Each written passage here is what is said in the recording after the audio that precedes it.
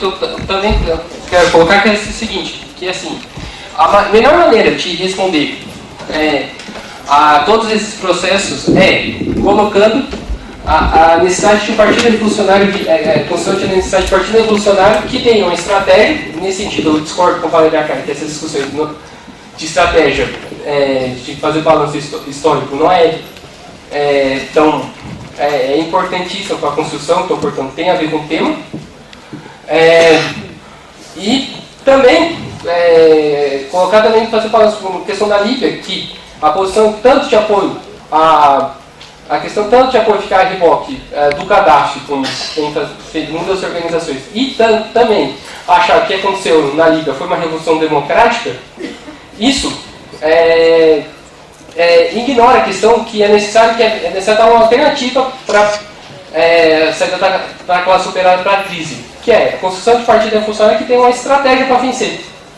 E nesse sentido não houve nenhum balanço, assim como também não houve um balanço pós-ditadura militar, onde que houve uma transição, onde foi uma transição democrática, e onde que fala que essa transição democrática foi uma vitória, onde que os militares ainda manteram no poder.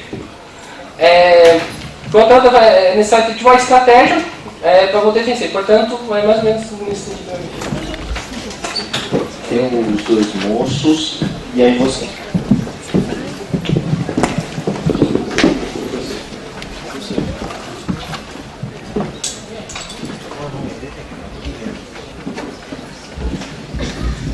Opa, sou o Thiago, ex-estudante aqui da PUC, infelizmente me formei com muitos estudantes pela altíssima mensalidade e pela repressão que essa reitoria colocou sobre vários estudantes aqui.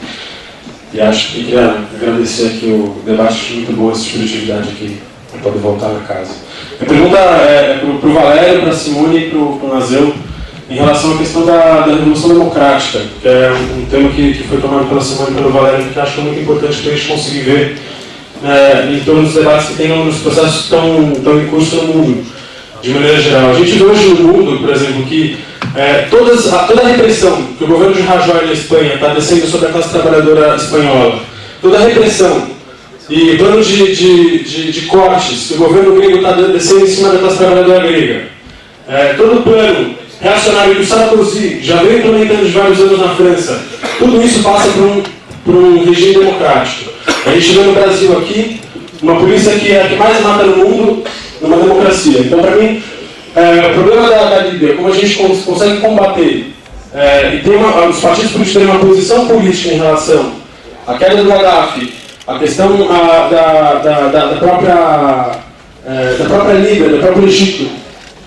Isso, para mim, tem que ser como um espelho de como essas organizações vão atuar aqui no Brasil. Então, para mim, esse é um debate importante. E nesse sentido, eu queria fazer a pergunta.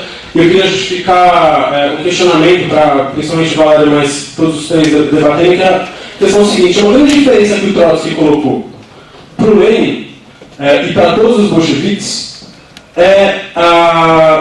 um livro que ele teceu, colocando essa diferença, foi a Lições de Outubro. Esse, inclusive, foi um livro que ele usou de combate contra as frações proto-stalinistas que vieram depois, posteriormente, a fundar a Revolução Alemã e a fundar a Revolução Chinesa. E a partir desse livro ele desenvolveu um ponto que é o questionamento da consigna de ditadura democrática do proletariado dos camponeses. Que ele colocava qual defesa? Ao contrário, o que eu acredito que foi o fundo da argumentação do Valério Acari, de que o Trotsky defenderia a tomada do poder por via de frentes únicas, prioritariamente com a determinação do proletariado e do partido proletário. Trotsky colocava que era necessário construir um partido proletário que o seu sujeito fosse criar na classe trabalhadora a necessidade de que o partido conseguisse incutir no proletariado a sua autodeterminação de classe no processo revolucionário. Eu queria colocar que eu acho que, de fato, objetivamente, várias revoluções acontecem de maneira não, são várias revoluções democráticas passam. Agora, uma coisa é a gente analisar, vou concluir, as revoluções democráticas que acontecem, e outra coisa, qual é a política que os partidos têm para poder atuar nessas revoluções. Porque uma coisa é defender a revolução democrática, outra coisa é analisar ela, como o Leandro colocou. Então eu queria que os debatedores intervissem sobre esse tema e sobre essas colocações próximas. Bem, falar e depois ele, entendeu? Você. E depois ele.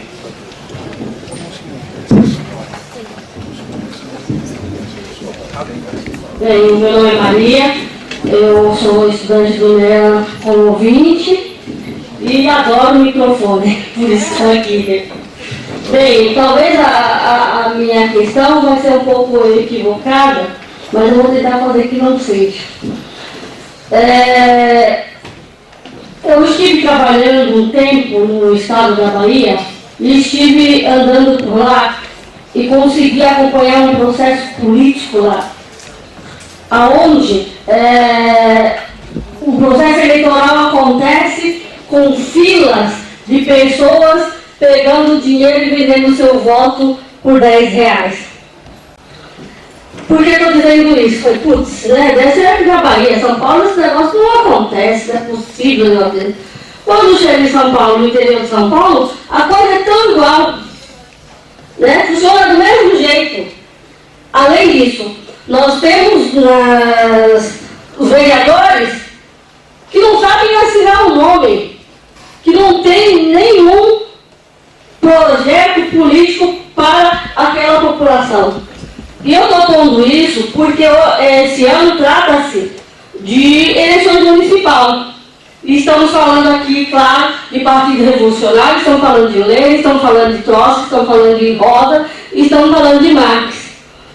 Mas como que o partido revolucionário possa contribuir para que a gente saia dessa falácia, dessa coisa de serra, abraçar não sei quem, e daí vai? Como que a gente constrói, né, novos sujeitos que de fato tomem o poder e que de fato comece a transformação?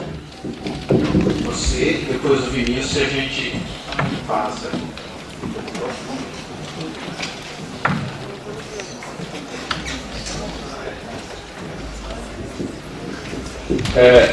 Como o tema principal do debate é a questão do partido, eu queria, me parece que é uma questão que não foi assim muito abordada aqui, e é uma pergunta que eu dirijo a todos os três debatedores, que é o seguinte: como é que eles caracterizam o caráter social de um partido? Por exemplo, em várias situações, o próprio Trotsky, por exemplo, apesar de ver no Labour Party, para dar um exemplo, né, o Partido Social Democrata francês como partidos politicamente degenerados, ele defendeu, num determinado momento, o que foi conhecido depois como entrismo, né? É um nome talvez meio infeliz, mas é um termo que vocês certamente já ouviram falar, a participação de organizações revolucionárias como tendências nesses partidos para tentar ganhar setores militantes da classe trabalhadora para entrar com as organizações revolucionárias. Então, esses partidos eram, obviamente, o Trotsky fez essa recomendação, e na verdade não só Trotsky, como Lenin, e se nós formos ler com cuidado, e nisso eu discordo do Valério quando ele estabeleceu assim não sei se tanto um abismo, talvez eu tenha entendido errado o que ele tenha dito, mas assim uma espécie de diferenciação radical entre a concepção de partido de Marx e a de Lenin, né? Na verdade, é verdade que Lenin desenvolveu essa concepção com muito mais detalhe, mas eu não vejo um abismo entre as duas. É só para concluir. Então, trazendo para a nossa realidade no Brasil, como eu vejo também em outras situações, por exemplo, a participação em sindicatos que têm direções reacionárias, como aliás é muito comum, né? Nós sabemos que grande parte das direções sindicais são politicamente muito atrasadas, e isso não nos deve inibir a participar desses sindicatos e tentar ganhar os setores mais avançados. Por que isso também não se aplicaria a partidos que, por exemplo, apesar de todos os problemas de corrupção, de defesa de um programa que é um programa capitalista, né? como o Partido dos Trabalhadores no Brasil, mas para o qual, ou melhor, para a classe trabalhadora continua sendo o partido que é a principal referência. Então, como é que os debatedores justificam a não participação nesses partidos como tendência para tentar se construir um partido revolucionário? Em virtude do tempo que a gente tem, a ideia é propor o seguinte, que nós temos mais 3 inscritos, a gente faça as perguntas, vê se tem mais alguém, a gente encerra aqui com os expositores. Pode ser? Então nós temos Vinícius, depois o Edson e lá na ponta o nosso moço Isaac. E a Juliana e o outro Gilson. E aí a gente encerra, tudo bem? Lembrando, eu queria só lembrar que nós também vamos fazer a distribuição do certificado referente à atividade. Não precisa de microfone, não. Acho que dá pra... Está sendo gravado. Só para quem ficar até o fim. Só quem ficar até o fim, senão... Bom, eu gostaria de fazer a minha pergunta para o professor Mazeu, porque ele coloca que o processo revolucionário enquanto ato político é uma determinação muito negativa em relação, né, ao próprio processo de positividade da política e então do Estado. Pois bem, entendendo que para Marx a constituição da classe faria-se a sua constituição de partido, né, eu gostaria que você aprofundasse, né, mediasse um pouco mais, já que não pôde aproveitar o seu tempo, né, como ficaria a relação do partido aí? Porque entendo também que entre Marx e Lenin há uma diferenciação muito grande no que tange essa questão. Tudo bem? Obrigado. O Edson. Oi. Não, na verdade, eu já tive o prazer relativo de debater com o Valério nessa mesa do auditório. Na verdade, a atenção que o Valério, na verdade, me fez pensar que realmente, como é fundamental essa questão que a Simone tocou na fala dela, da questão de estratégia, entender até o final, estratégia e tática. É quando ela fala assim, o que é importante resgatar. Naquela discussão acalorada que tinha, apaixonada entre Rosa, Lenin, Trotsky, era o debate estratégico que tinha e, em vários momentos, assim, a confluência estratégica que tinha entre eles e as divergências táticas grandes que tinha. Né? Mas eu acho que essa confusão é uma confusão que, infelizmente, hoje em dia, para a nossa geração, que tem que recomeçar em vários pontos, depois de um longo período de retrocesso no movimento operário, essa diferenciação entre estratégica fica muito perdida. Então, na verdade, eu queria só pontuar as respostas que o Valério deu, porque eu acho que elas foram exemplares da confusão de estratégia e tática. Por exemplo, quando ele fala, a gente está criticando um apoio a um governo de esquerdas genérico na Grécia, onde, por exemplo, o Syriza nem sequer organiza de fato a classe operária mais concentrada. E aí o exemplo que ele tira da cartola é a política do Lenin em relação aos soviets dirigidos pelos mencheviques, os socialistas revolucionários na Rússia em 17. Quando Lenin fazia uma exigência àqueles soviets, era porque a classe operária já tinha o seu organismo de dualidade de poder. E o que o Lenin tinha que fazer era desmascarar a direção conciliadora desse organismo. Não tem nada disso na Grécia hoje. Muito menos o Syriza. Infelizmente, o Partido Comunista ultra-stalinista lá da Grécia tem mais influência na classe operária grega que o Syriza. Então, é desproporcional totalmente a questão. Outra coisa, quando comemorar... Para mim é lamentável isso.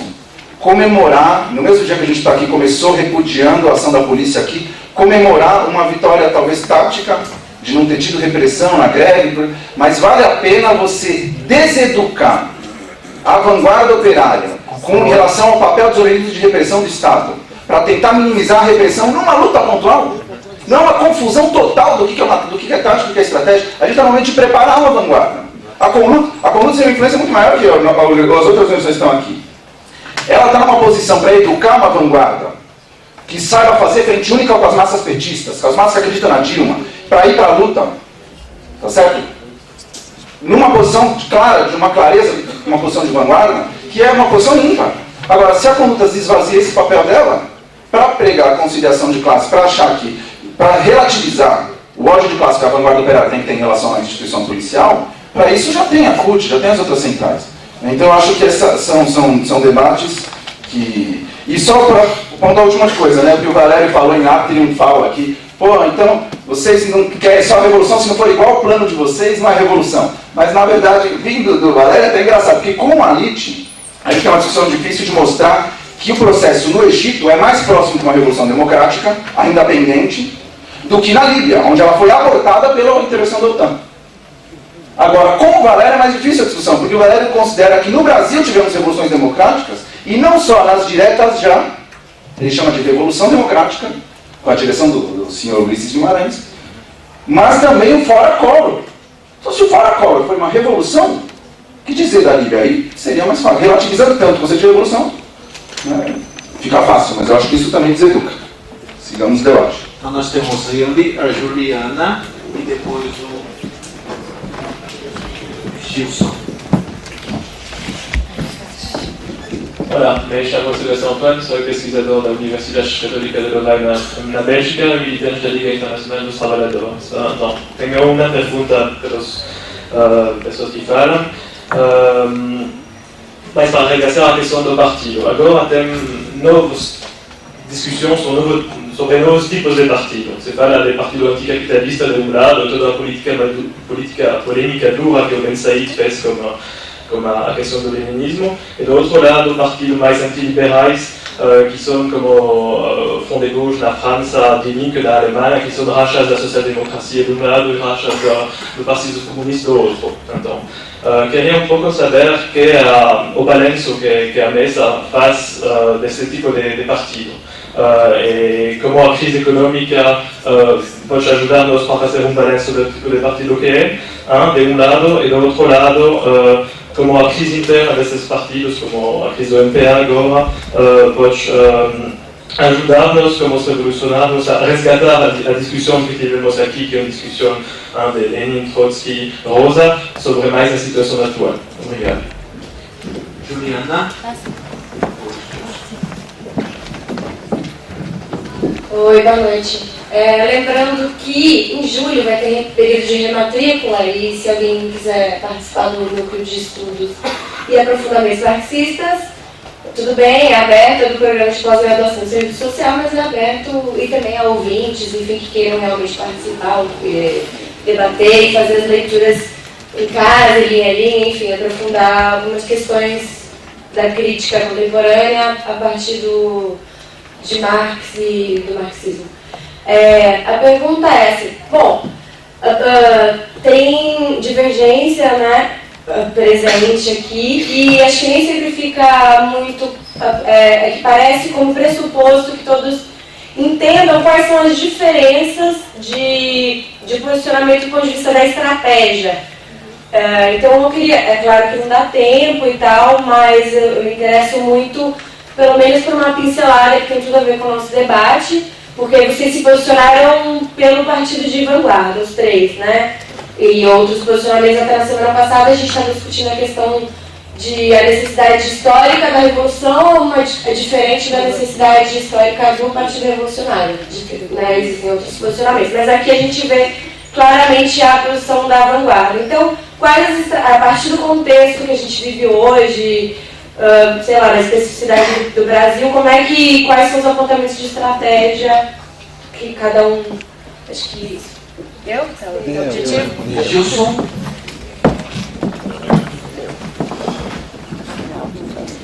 O Valério é meu amigo, ele me permita discordar politicamente, assim, de colocações dele que foram, assim, uma delas achei meio de salão, essa da polícia.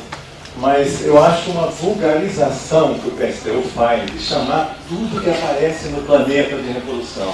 A Primavera Árabe sem revolução, o Egito sem revolução, aguenta. E depois considerar que o processo da derrubada do Gaddafi, com o apoio e a decisiva intervenção da OTAN, uma derrubada que favoreceu o imperialismo claramente, indubitavelmente, considerar isso um triunfo das massas da Líbia, ou um processo progressista. Leiam jornais e vejam se vocês veem alguma coisa de progressista na Líbia. Então eu acho lamentável que o PSTU entre nessa de apoiar qualquer coisa que eles achem que é revolução e que não é revolução. São processos, derrubada de uma ditadura, revolução, direta já revolução, livre revolução, me poupa. E por último, eu quero polemizar. Por último, eu acho um argumento de salão do marxismo vulgar, pré-marxista, você apoiar a greve de polícia. É o fim da picada. Acho ingênuo, Valério, como eu, já é um pouco veterano, para crer que, porque a polícia do Ceará não prendeu um operário da construção civil ou outro, numa insurreição revolucionária, a polícia não vai massacrar a classe operária, como tem ocorrido seguidamente em todas as revoluções do planeta Terra. Papel da polícia no Portugal, onde ele esteve. Em todo lugar, o papel da polícia num processo insurrecional é bater e matar o operário. Então, uma pessoa veterana considerar que é trotskista, buscar o apoio da polícia para a revolução, ou considerar que a polícia é matéria-prima aliada, apoio ou sustentáculo de qualquer processo revolucionário, para concluir, eu só estou lamentando que eu não tenho pergunta a fazer. Eu lamento que o trotskismo tenha descido a esse nível de considerar companheiro policial como aliado da Revolução Proletária. Eu lamento muito isso. E acho que está vendo, Valério, sinceramente, uma vulgarização da palavra revolução. Depois ninguém vai entender nada quando falar em revolução, porque se a Lívia é progressista, também eu não vou saber mais o que é progressista. Então o que eu estou fazendo é um lamento de que o trotskismo do pós-guerra tenha chegado a esse ponto. Então a gente vai passar para o professor Valério, depois o professor Mazeu e a Simone. A gente vai dar 10 minutos para cada um. Então vamos com o Mazeu. Tudo bem, então, Valério, Simone, Mazeu. E aí já eu gostaria que ao terminar fazer as respostas, a gente fazer as considerações finais. Tudo bem?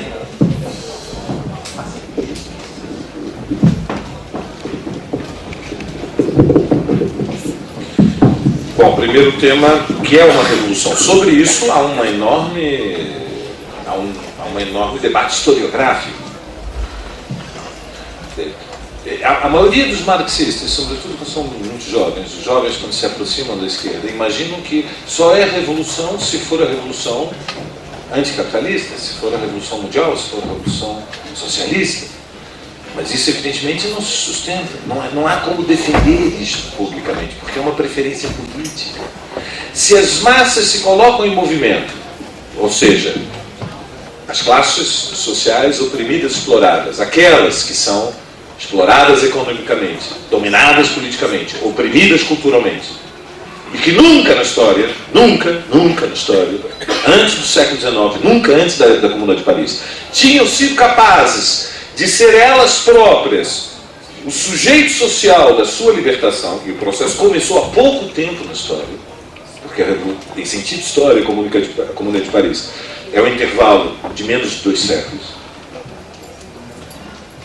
Se elas se colocam em movimento, mas não são dirigidas por marxistas, são dirigidas por outros. Por exemplo, contra a ditadura do Shah, eram dirigidas por uma igreja obscurantista islâmica de tipo medieval clerical. Mas o fato é que ela que dirigia o proletariado iraniano e o subproletariado iraniano e o campesinato iraniano. O fato da direção não ser marxista significa que não há revolução? E vocês acham que o marxismo pode ganhar um debate histórico com esta premissa? Se não tiver o programa marxista, não é revolução. Se a direção não é leninista, não é revolução. Se o programa não é socialização da propriedade privada imediatamente, não é revolução. Quem fez foi as massas, mas não é revolução. A gente não gosta da direção, não vale. Isto é razoável como debate teórico? Porque qualquer pessoa instruída vai fazer o debate dizendo: vocês têm um critério muito esquisito de revolução. Vocês só aceitam que há revoluções quando vocês gostam de quem dirige. Quando vocês não gostam de quem dirige, não vale o que as massas tenham feito. Isto, evidentemente, não torna o marxismo compatível com a ciência. Segundo, nesta altura do campeonato, debater se há revoluções políticas e há revoluções sociais não é razoável. Eu lamento que não haja revoluções sociais, muito mais, talvez, do que você esteja disposto a acreditar pelo tom da sua intervenção. Disse que era meu amigo e me tratou de uma maneira espantosa. Se esses são os meus amigos, Deus me acuda quando eu tiver inimigo. Deus me acuda. Mas eu não vou responder no tom que você usou comigo. Se quiser manter a amizade comigo, não volte a usar esse tom, que é do tom de demagogia. Está fazendo discurso para uma plateia e para parte da plateia que você gosta. Não se ganha debate fazendo discurso para parte da plateia que está de acordo com você. Debate intelectual duro se ganha quando você usa os argumentos poderosos para convencer quem não concorda com você, não com quem concorda. Para ter aplauso de 14 jovens que têm menos de um terço da sua idade. Calma, Gilson. Então vamos lá. Estou falando das coisas duras porque você invocou a amizade que nós tínhamos e não me tratou como amigo. Então tem que aprender que para manter a amizade você tem que manter respeito.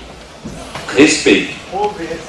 Não houve respeito. Foi desrespeitosa a sua intervenção. Todo mundo que assistiu compreendeu. Estou lhe alertando. Você pode desprezar a minha amizade. Aparentemente ela não vale nada. Então continue fazendo isso. Você vai ficar muito sozinho na vida. Continue agindo assim que você vai ver quantos amigos você vai ter. Porque eu sei fazer debates. Não é. Estou lhe chamando a atenção publicamente porque você me fez uma provocação. Eu vou aos seus argumentos. Aos seus argumentos. Há revoluções políticas e há revoluções sociais. Não cabe aos marxistas decidirem que só as sociais valem. Isso é estreito do ponto de vista teórico. Isto diminui, inclusive do ponto de vista do nosso projeto histórico, diminui o significado que teve a luta de classes no século XX. Grandes revoluções do século XX foram só revoluções políticas. Ou a queda de Somoza foi uma revolução social? Foi uma revolução política. Foi em fevereiro. Se expropriaram as propriedades de Somoza. O capitalismo na Nicarágua foi destruído? Não. Toda grande revolução política tem consequências nas relações sociais. Claro. Tem enormes consequências nas relações sociais. O tipo de capitalismo que havia no Irã depois da vitória contra o Shah em 79 era o mesmo capitalismo que havia antes? Não. Por quê? Porque o Irã se transformou num Estado independente no mercado mundial e nas relações internacionais. Um Estado independente. Mas foi uma revolução política, não foi uma revolução social. A Revolução de 59 em Cuba é uma revolução política. A Revolução Social em Cuba em 61. A Revolução Política de 59 já alterou uma parte das relações sociais que havia em Cuba, claro. Uma parte da burguesia fugiu já em 59, outra não. As forças fundamentais que dominavam o capitalismo em Cuba foram expropriadas só em 61, mesmo com a fuga burguesa ter se iniciado em 60. Então, Cuba é a Revolução Política em 59, Revolução Social em 61. A Nicarágua é a Revolução Política em 79, podia ter evoluído para a Revolução Social e não evoluiu, retrocedeu. E uma parte, a China, o Chile foi a Revolução Política, uma situação revolucionária, se perdeu. A maior parte das situações revolucionárias do século XX se perderam e o processo da revolução não saiu da etapa democrática. Mas significa que não havia revolução? Em Portugal, o 25 de abril, o processo que se abriu posteriormente, é uma revolução política. Poderia ter ocorrido uma revolução social em Portugal? Debate historiográfico. Mas havia uma revolução em marcha em Portugal? Segundo os camaradas que estão polemizando comigo, não. Porque só tem revolução quando é revolução anticapitalista e, portanto, quando se vai além dos limites das relações sociais burguesas. Esta visão, evidentemente, transforma todas as situações revolucionárias do século XX em situações pré-revolucionárias. Tudo bem, é um critério teórico. Não tem consequências? Eu acho que tem. Tem consequências graves, programáticas. Graves. Significa desvalorizar a mobilização das massas antes dela ser dirigida pelo marxismo revolucionário. Isto é muito perigoso, porque há uma tendência substitucionista. E substitucionismo no marxismo não era leninismo, era anarquismo. Os anarquistas históricos são os substitucionistas. Blanc, com toda razão, polemizou a vida inteira contra Marx, dizendo: nós não somos a favor da revolução proletária, nós somos a favor da revolução comunista. Sabiam que esse era o critério de Blanc? Porque Blanc dizia para os marxistas: vocês são obreiristas, têm uma fé no proletariado, e o proletariado é incapaz de derrotar o capitalismo. Blanc, o maior revolucionário do século XIX, aquele que o Conselho da Comuna propôs trocar pelos 40 bispos. Esse dizia: o projeto da revolução É um núcleo determinado, uma direção inflexível, uma organização e uma disposição de fazer a insurreição. E o partido, sujeito político, substitui o sujeito social. Quando se desvaloriza a revolução democrática, não se compreende que ela é a abertura do processo revolucionário que vai na direção da revolução social, que está dizendo é que não tem importância a mobilização das massas enquanto ela é dirigida pelos outros. São os reformistas, são os xiistas, são os nacionalistas. Não interessa. Se a direção não é revolucionária, não é revolução. Isto é perigosíssimo. Por quê? Porque este tipo de desvio... Vejam, na teoria um pequeno desvio tem consequências depois no programa enormes. Por isso é que na teoria as discussões têm que ser muito claras. Um pequeno desvio na teoria, depois na política, tem consequências inimagináveis. Toda a concepção de que só é revolução se for revolução social é uma concepção substitucionista, é branquismo. A corrente que vocês representam hoje no Brasil, que vem da Argentina, é uma corrente semi-anarquizante, com tendências anarquizantes, com pressões anarquizantes. É isso, embora o vocabulário seja de trotskismo ortodoxo. Mas isso é coisa mais comum. Vejam, no PT, todas as tendências usavam vocabulário marxista para defender depois qualquer coisa. Eu vi o Zé Dirceu polemizar comigo, quantas vezes, citando Trotsky, Rui Falcão citando Lenin, eles adoravam Gramsci, chovia Gramsci nos encontros do PT, o infeliz. E os incautos todos, distraídos, engolindo a direção do PT, fazendo exuberância de erudição marxista, para depois fazerem o quê? Então esse é o primeiro alerta. O segundo alerta. O tema da Grécia. Ninguém sabe. A Grécia está numa situação revolucionária? Claro que está. Não tem conselhos, não tem soviets, mas a Grécia não está em situação revolucionária. Vocês acham normal um país que nos últimos 2 anos teve incontáveis greves gerais? Há uma polêmica tão grande até para contar quantas greves gerais houve na Grécia, porque eu tenho outra contagem. A Simone citou 11, eu já alguém uma contagem de 15. Depende do que exatamente você considera que é uma greve geral. Mas mais de uma dúzia, ou seja, nos últimos 150 anos, podem acreditar, nenhum país do mundo fez tantas greves gerais como os gregos. Nenhum! Nunca, na história. Só os gregos fizeram. E em 2 anos, mais de 15 greves gerais. Então há uma situação revolucionária na Grécia. E a evidência disso é que não somos nós que achamos. A União Europeia acha que é uma situação revolucionária na Grécia. E está ameaçando, Kodrak Magedon está dizendo, se vocês não votarem na nova democracia, a Grécia está fora, e vão se abater sobre os gregos todas as maldições do Antigo Testamento. E vai ter a invasão de gafanhotos, e os filhos dos gregos vão ser todos torcedores dos times de futebol alemão. Porque é uma situação revolucionária. Fiz uma brincadeira, mas é uma discussão evidente que é muito séria. Então, claro, não há conselhos. Não é o tema de hoje, a Grécia. Isso não quer dizer que não haja embriões de dualidade de poderes. Como não há embriões de dualidade de poderes? Há embriões de dualidade de poderes. A maioria da população grega votou contra o acordo, o protocolo. E há um fenômeno novo que é o Siriza. O Siriza é um partido revolucionário? Não é. E já comentei, inclusive, para o Mazeu, provavelmente é um partido político à direita do partido grego. É uma ruptura pela direita do partido grego. Foi o que eu comentei com ele. Mas o problema hoje não é este. O problema hoje é que é vital para avançar a situação revolucionária que o Siriza diga, eu quero governar. Então, como não tem muito tempo, quero explicar este tema do governo operário camponês outra vez. Há uma passagem da Revolução Russa que eu recomendo, procurem nos livros. Eu vou contá-las, mas vocês não precisam acreditar em mim. Procurem os livros de história e vejam se foi isso que aconteceu ou não. Lenin volta à Conferência de Abril. E não sei se sabem, Lenin estava sendo atacado pelos mencheviques como agente do imperialismo alemão. Sabiam disso? Que era a acusação principal que se fazia contra os bolcheviques. Que Lenin era um agente do imperialismo alemão. Que a função dos bolcheviques era ajudar a Alemanha a vencer a guerra e derrotar a Rússia. Era assim que os mencheviques faziam em alto nível o debate político. E há uma reunião do Soviet de Petrogrado, pela primeira vez, Lenin vai na reunião, se senta lá atrás e fica quietinho assistindo a reunião. E em determinado momento, os velhos dirigentes reformistas, os que tinham passado pelo exílio, que conheciam fisicamente Lenin, a maioria não sabia como é que ele era, reconhecem que Lenin está presente, e começam a fazer discursos em que o provocam. E um dos discursos, bom, antes de falar do discurso, é importante saber que a acusação contra Lenin, como sempre uma mentira, não pode ser uma completa mentira, é uma meia mentira, para ter fundamento. Lenin tinha feito um acordo, não Lenin, todos os emigrados que estavam na Suíça, de que haveria um vagão blindado que atravessaria da Suíça à Alemanha para chegar à Rússia. E foi feita uma negociação com os alemães para que o trem blindado passasse, e não estava somente Lenin, estavam dezenas e dezenas de exilados, estavam por toda a Europa, queriam voltar para a Rússia, e foi negociado sim com os alemães, que eles iam passar por dentro da Alemanha.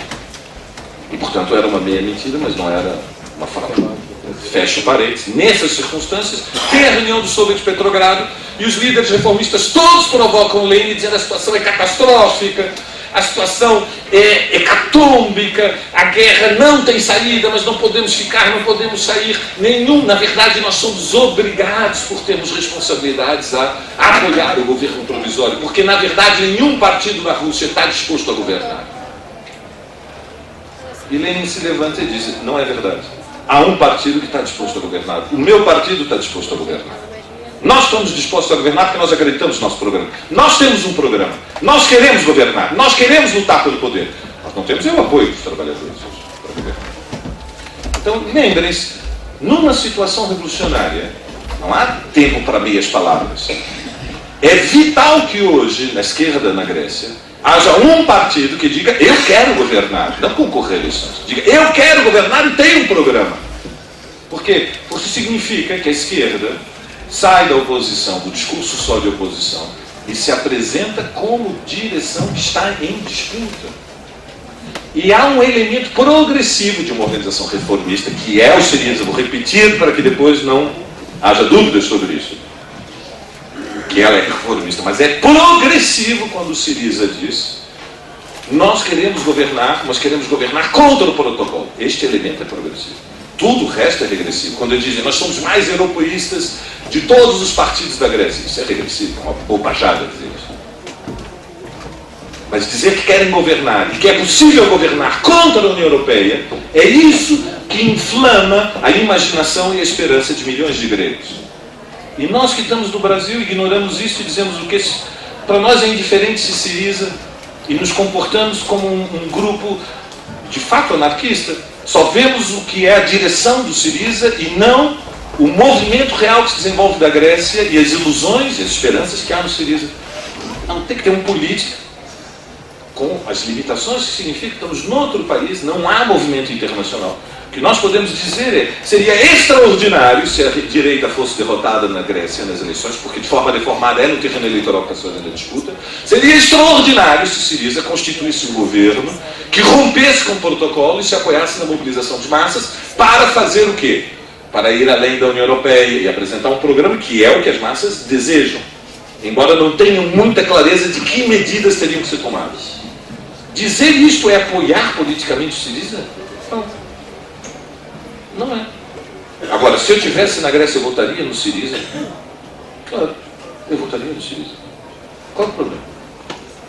É a tática do governo operário camponês. Para ter audiência, como você colocou, você precisa dialogar com as massas que digamos, têm ilusões nas direções reformistas. Por isso, por último, sua pergunta, por que o entrismo no PT hoje, o tema do partido, mas muito aplicado à situação política, porque é impossível fazer hoje entrismo no PT. Não é que não há quem esteja tentando, tem gente que é maníaca. Né? Os meus amigos da corrente do trabalho são os trotskistas mais incansáveis do mundo e estão fazendo isso até hoje, no PT. É a coisa mais inútil que eu posso imaginar politicamente ser feita no Brasil é fazer entrismo no PT, porque entrar numa casca vazia, não há classe trabalhadora no PT. Não falo por não conhecer, fiz entrismo no PT durante mais de 15 anos, 12 anos, mais de 12 anos. Hoje é uma casca vazia, Rui. O que significa uma casca vazia? Não há núcleos no PT. Não há onde fazer a relação com a classe trabalhadora. A expressão entrismo não é do trotskismo, é uma expressão que vem da Terceira Internacional. O primeiro que a usou, para darmos os créditos a César, etc., foi Lenin, que propôs entrar no Labour Party, o Partido Comunista, e chamava ele entrismo. Ele criou a expressão. É impossível entrar no partido, que é um partido eleitoral, que não permite relação com a classe trabalhadora. A classe trabalhadora apoia eleitoralmente o PT, mas tem razão num tema. É impossível fazer política no Brasil sem dialogar com a direção, sem dialogar com a classe trabalhadora que tem ilusões na direção do PT, e sem fazer exigências das direções do PT. Isso é puro leninismo. Nenhum partido pode se construir enquanto os trabalhadores, na sua maioria, tiverem a esperança de que, através do PT, podem melhorar de vida. O que fazer então? Apoiar as lutas, porque é a minha cara da Maria. Apoiar as lutas.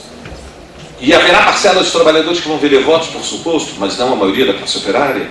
E haverá trabalhadores que terão ilusões no próximo tiririca da próxima eleição, por suposto. Haverá sempre um novo comediante que vai manipular a mal-estar das massas, que não encontram um canal de organização. Mas por onde passa o caminho da libertação? Passa pela organização. E a organização só ocorre nos momentos de luta. A disputa de ideias, ela se faz dentro de organizações por onde avança a luta. Obrigado pela vossa paciência. Simone, agora, para garantirmos a equidade na nossa mesa, a Simone vai falar 20 minutos, tudo bem? Foi 20, tá? Eu também vou agradecer a todo mundo que ficou aqui até agora, a paciência, mas realmente esse é um debate que deve ser seguido, né? Vou tirar isso. Está me atrapalhando. É um debate que deve ser seguido, porque se trata, na nossa opinião, de um dos debates mais importantes, né, que diz respeito justamente à questão que a Ju levantou de estratégia tática hoje, e a prática política, acima de tudo, em relação aos setores que se reivindicam como parte da tradição revolucionária e como parte, né, dos setores que combatem pelo fim desse sistema de miséria. Eu lamento também bastante, na verdade, porque toda a minha reivindicação sobre o diálogo entre a Rosa, o Trotsky e o Lenin, evidentemente, nunca teve o objetivo de que nós aqui nessa mesa nos equiparássemos a eles, né? Que, como eu coloquei, foram forjados em um momento extraordinário, né? Um momento revolucionário, um momento em que o que realmente um indivíduo salta aos olhos, nesse marco, todo o debate que o Lenin faz, à luz do Clausewitz, que diz que as guerras são muito úteis porque elas demonstram os elementos vacilantes e os elementos que veem nela uma perspectiva de avançar na revolução, é muito chave para que a gente pense. Evidentemente, a gente não é parte dessa geração. A gente veio de um momento de 30 anos sem revolução, um momento bastante difícil, né, que a gente vê um retrocesso, acho que dos debates estratégicos e da esquerda bastante importante também, mas ainda assim me choca e me surpreende um pouco os termos através dos quais o Valério se exprime, né, como se, na verdade, tudo se tratasse, todos os debates de estratégia se tratassem de uma mera competição para ver quem é mais trotskista. Isso é totalmente alheio à nossa tradição, não é parte dessa tradição da Terceira Internacional. As discussões sempre foram muito duras. Para vocês que puderem seguir, é altamente recomendável que se siga.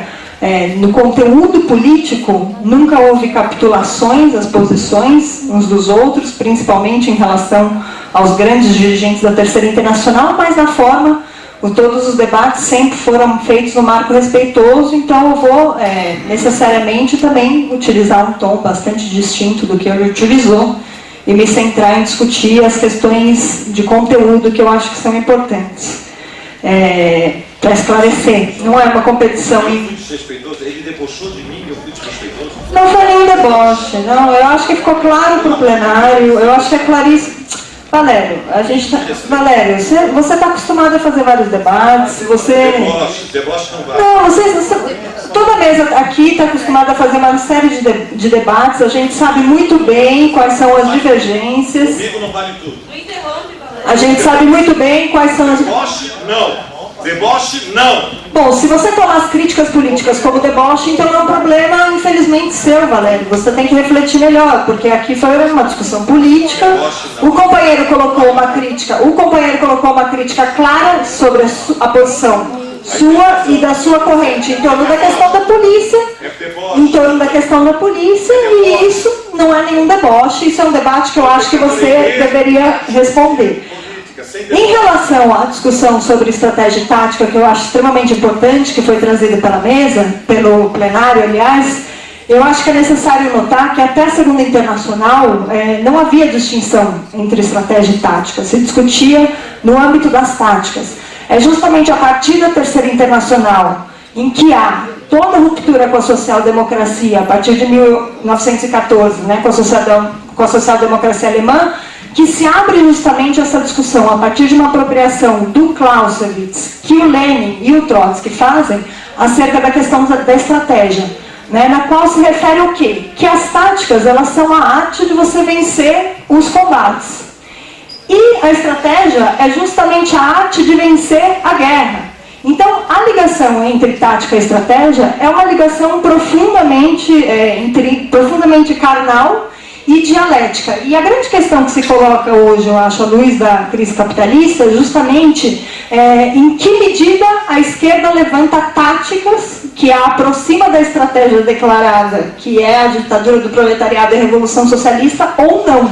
Então isso se liga, eu acho, de maneira bastante importante com o questionamento que o companheiro fez sobre a questão dos novos partidos amplos, né, que é a questão do NPA, porque aí há uma transformação de tática e estratégia que tem uma lógica interna, né, que é bastante coerente, que é produto dessa visão de que seria impossível avançar para uma estratégia revolucionária a partir da tomada do poder. Vocês sabem que os setores, inclusive da ex-LCR francesa, do qual o Ben Said era um grande expoente, chegaram a discutir que a estratégia da greve geral já estaria superada, e que agora a grande questão seria realizar uma unidade sem delimitação programática e estratégica entre reformistas e revolucionários.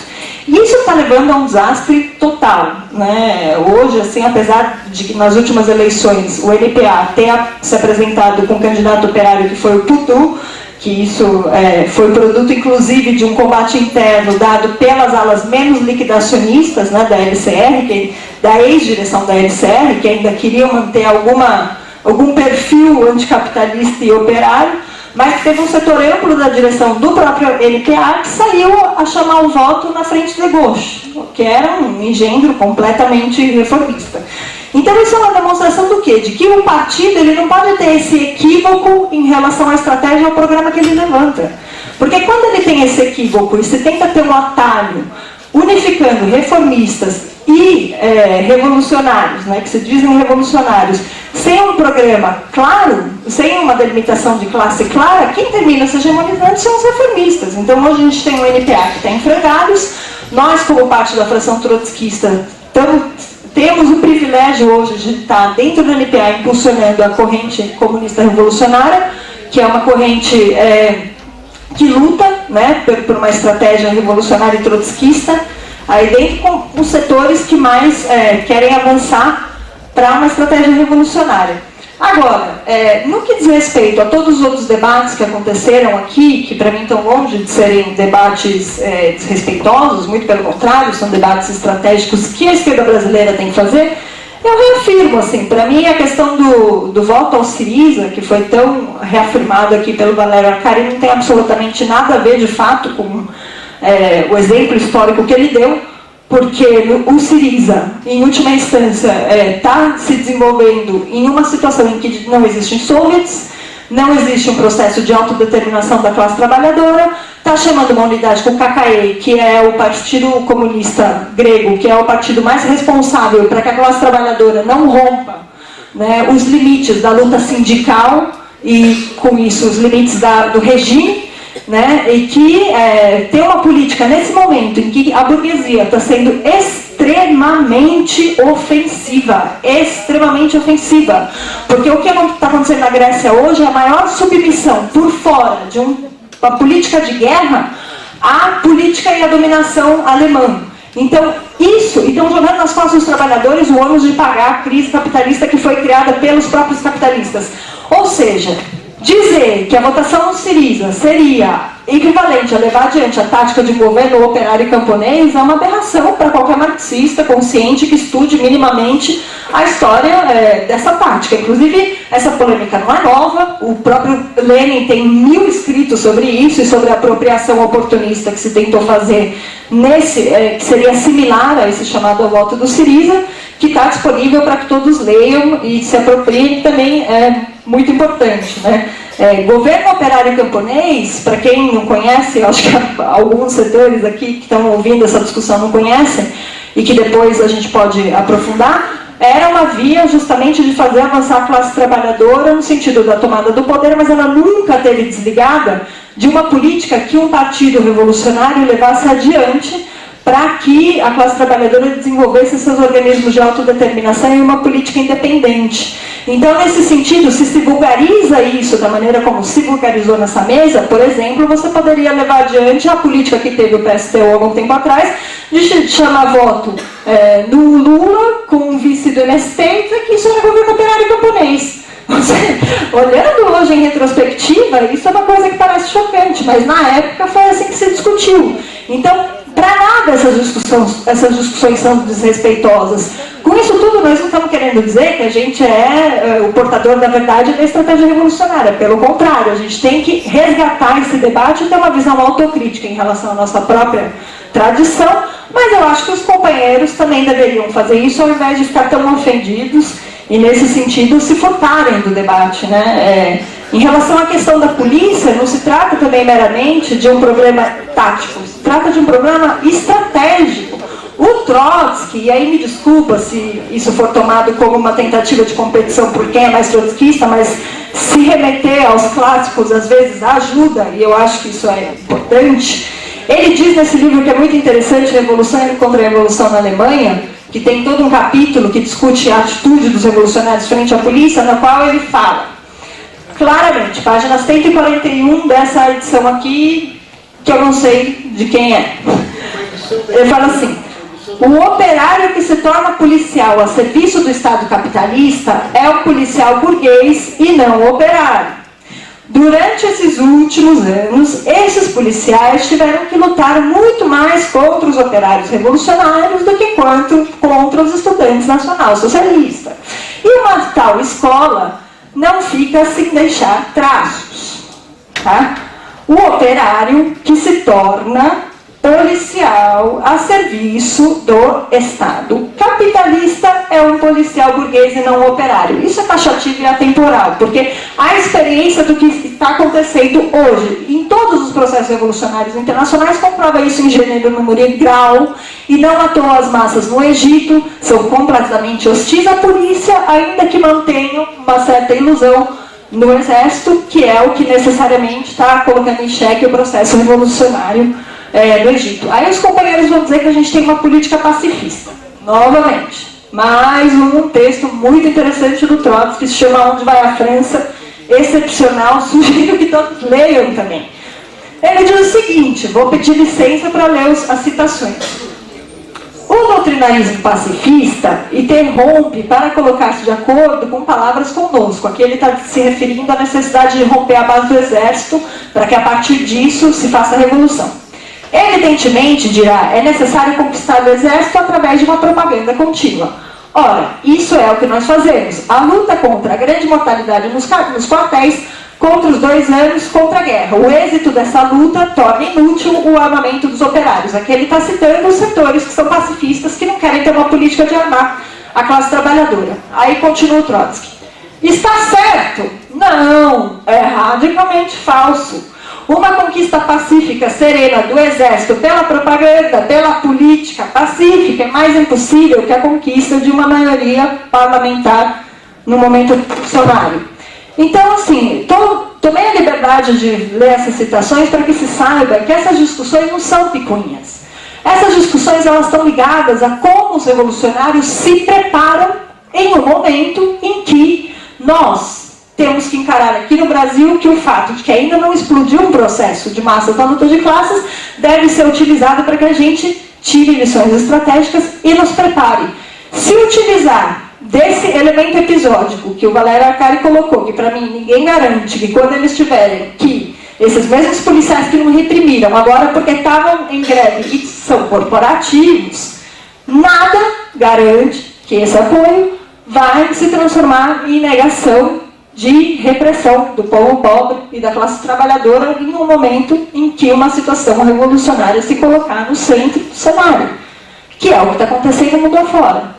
Qualquer um que leia os jornais do que está acontecendo no mundo afora toma essas lições. Então, assim, pode parecer que essas são discussões menores, mas elas não são discussões menores. Discussões desse nível tiveram colocadas, desse nível não, né, com nível um pouco mais elevado, tiveram colocadas no centro do movimento revolucionário para que se buscasse justamente clarificar qual é o debate de estratégia e tática.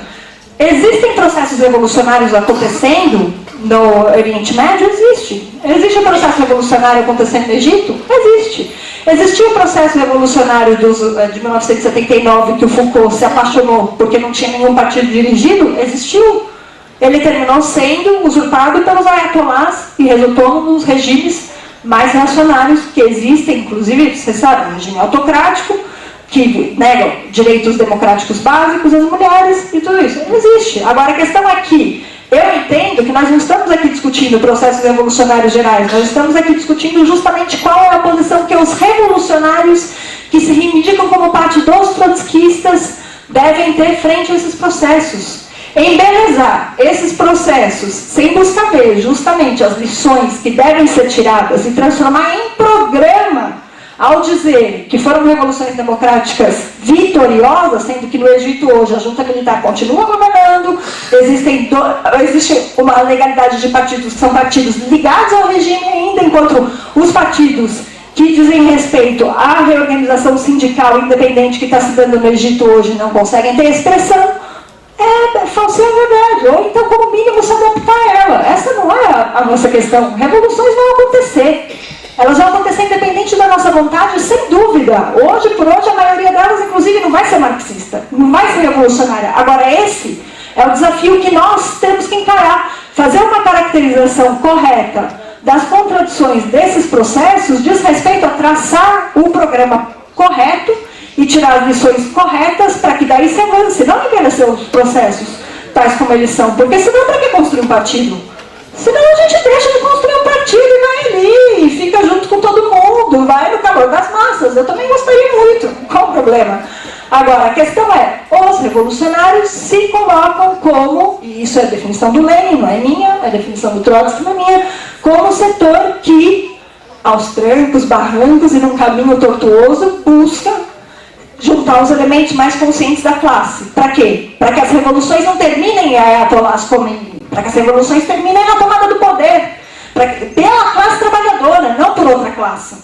Porque durante todo o pós-guerra, o grande erro que os trotskistas tiveram, e nesse sentido romperam com Trotsky, nesse sentido não conseguiram ser a continuidade do Trotsky, foi embelezar as direções que apareceram. As direções castristas, as direções maoístas, tudo isso. E o que está acontecendo na China hoje? Aonde que essa direção levou?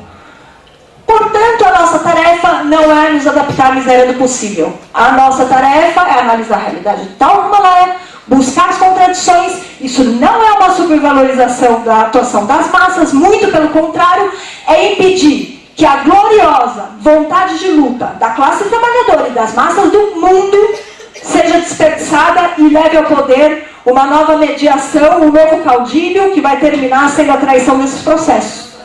Nada mais.